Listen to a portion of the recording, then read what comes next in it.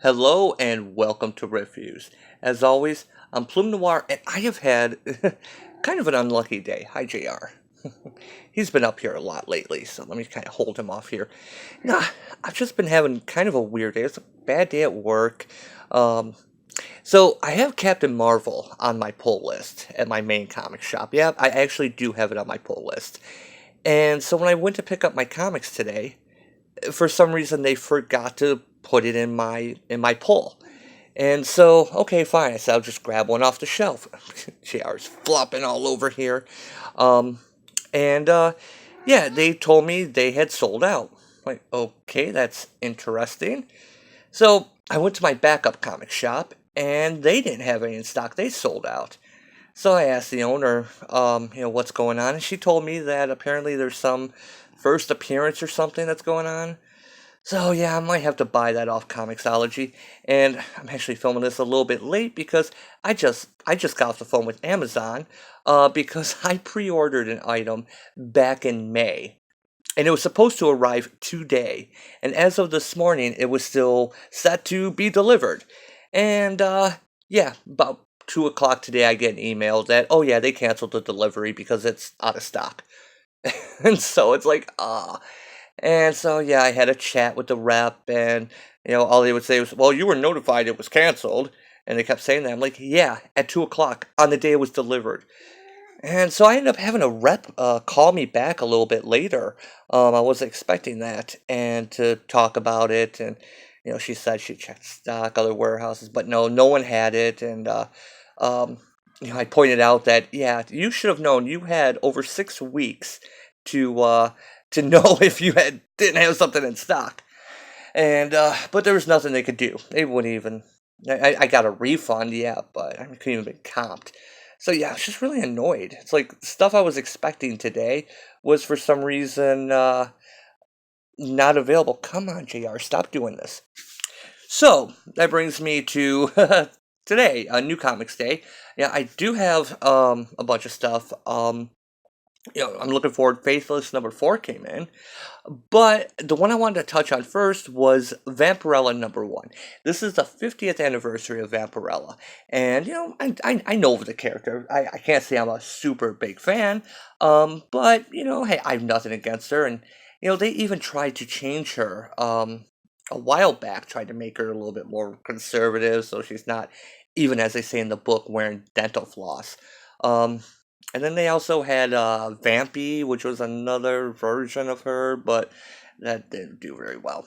But anyway, I picked this up because, the absolute madman Christopher Priest, I'm sure you've seen articles about when the shill media um, try to basically put him in a corner about this new book, and when they couldn't do it, they kept emailing him back to try and get him with the aha gotcha, and he wouldn't fall for it. So good on him. Now Christopher Priest, I do like him. I do like his writing, and but he's even complained that because of the current SJW mentality in comics that's been going on for the past few years, he is only being tapped to write black characters. I mean, come on, seriously? Christopher Priest is an awesome writer. It doesn't matter, he's a great example of, when they try to say that, oh, well, you shouldn't have a white person writing a person of color. No, if they're a good writer, they're a good writer. It doesn't matter if they're, I mean, are you saying that, only vampires from other planets can write Vampirella? Come on, that's BS and you know it. That's just all garbage. And of course, Christopher Priest wasn't going to stand for it. So kudos on him, and that's one of the reasons it got me to buy this book. 5 minutes in, I'm already I'm barely touched on the cover on the issue. Um, of course, I have to dance around JR here. I think this is the standard one, the standard cover. It's a wraparound Frank show. I mentioned before, I love Frank Show. I love his art going all the way back to University 2 and then Liberty Meadows. Um, so yeah, it's a nice cover, but there are so many. Come on, JR, keep going. So many alternate covers. Um, I mean, there are, I don't know how much I want to show, but there are literal pages and pages. The hell just drove by of alternate covers. I mean, I don't want to show too much, but it's just like they keep going and going. They're all the alternate covers, and there's still pages of this. Look at. So yeah, I mean, it's the 50th anniversary. They even did a reprint of her first appearance, but I didn't get my hands on that. So anyway, about this issue, it's a nice little, I guess you could say, reintroduction. You know, she is a vampire basically from another planet. Um, it starts right off into destruction. Now, when you have a vampire, kind of horror comics, they can be gory. This isn't really too gory or anything, so I think I feel safe. I mean, there's a decapitated zombie type person, but I mean, um, you do have some crispy, but it's not too bad. Um, so basically, we have the remnants of an airplane crash, and it's a bad one. As you can see, it lands, pretty much, it takes out trains, school buses. Um, we got a couple that was in some seats, and like I said, we find out who this dude is, who's getting up and grabbing his head.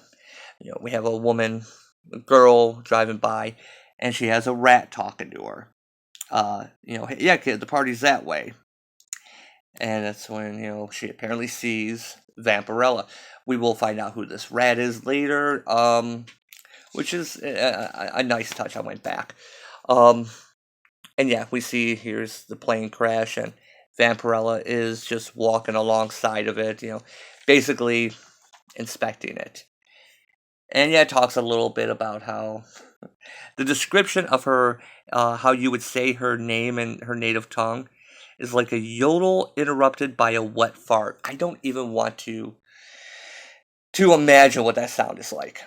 So the majority of this issue goes back and forth to this plane crash, what happened with that, and the current time, the now, where she's talking to basically like a therapist. They do have the trauma counselors after the crash. Um, and he doesn't believe in any vampires, werewolves, or anything. Um, and so he's asking her about what happened, um, and how she saw this German dude from World War One who was in the plane with her. Um, she could smell him because he made a deal with the devil for immortality, but the problem is he's always rotting.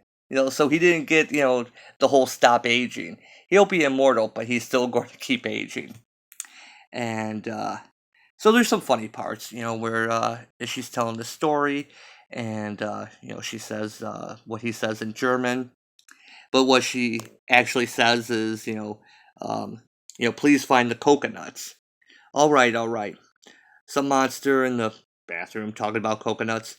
My German is a little rusty, okay? So he believes she's actually Canadian or Danish or whatever. He doesn't believe she's from another planet. Um, and so she's in this therapy session.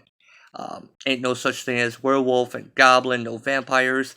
This up here being the no crazy zone.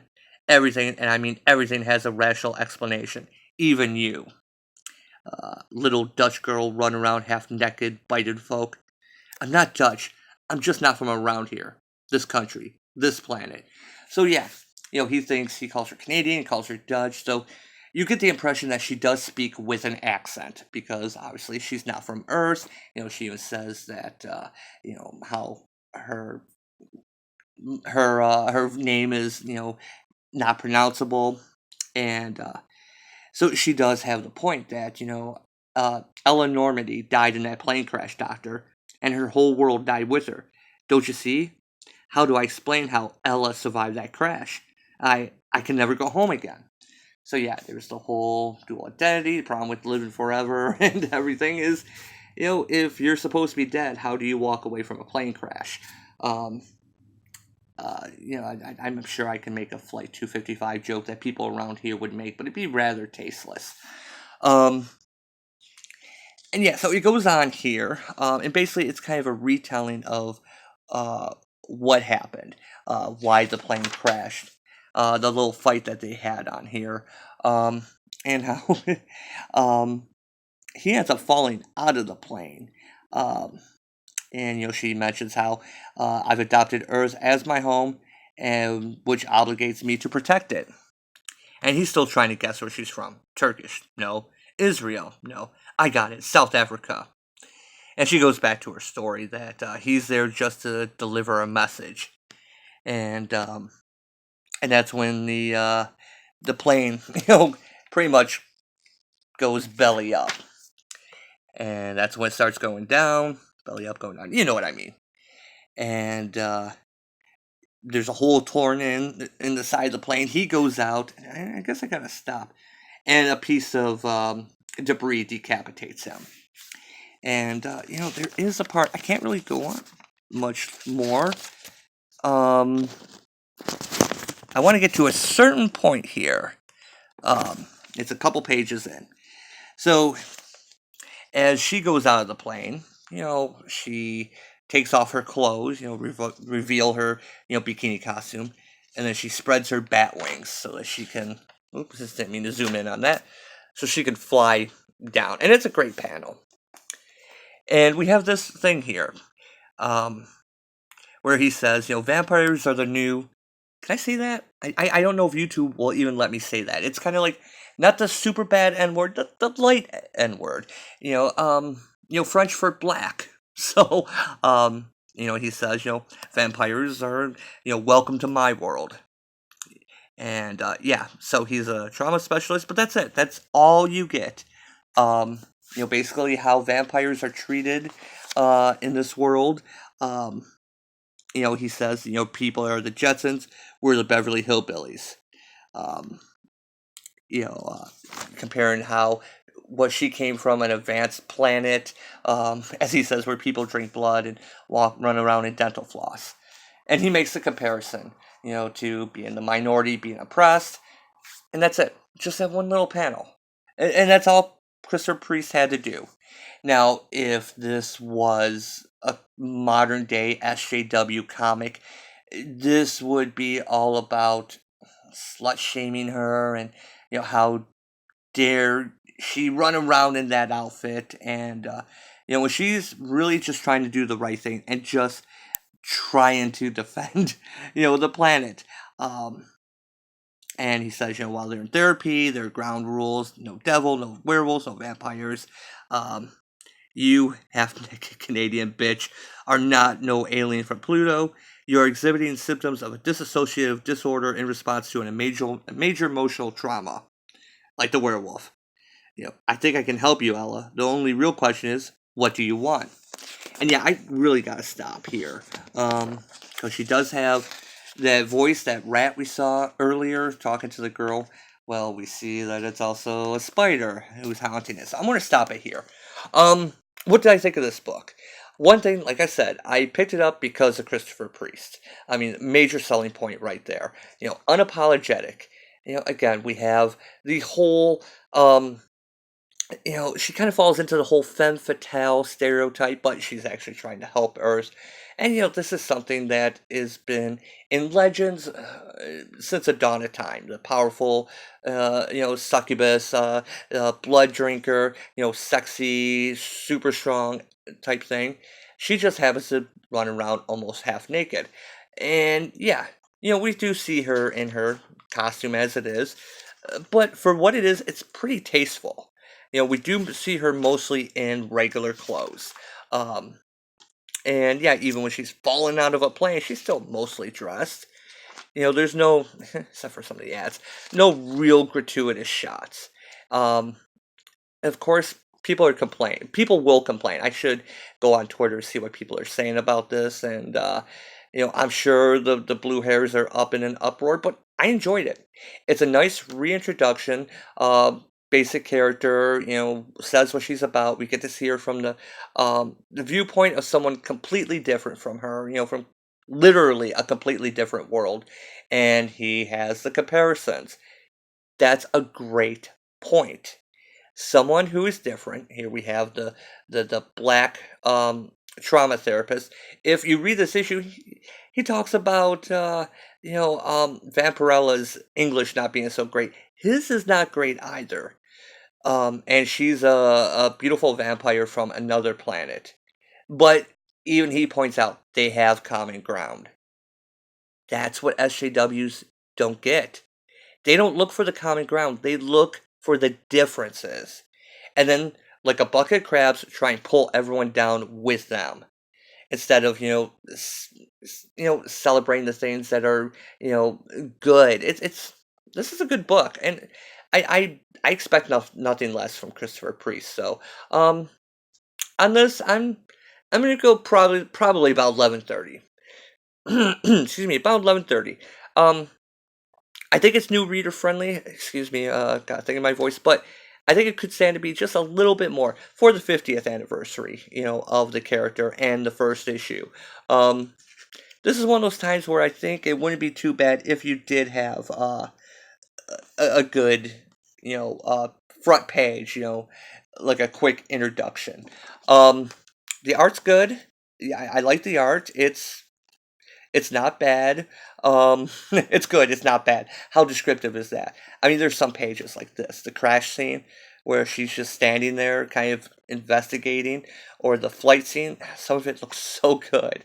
But yeah, I'm going to 11:30. That's what I'll do. It's just almost perfect. There's just something that seems like it's missing. But anyway, I was torn between doing this and Faithless tonight. So maybe I'll do Faithless tomorrow night, which is, as you know, that one ups the scale. So we're going to work up from, sexy Vampirella to erotic comic. So I guess we'll scale up. And then after that, I think maybe we'll do Wasp number 10. Yes, I picked that up. So then we'll just bring it all back down. So as always, thanks for watching, and I'll see you next time.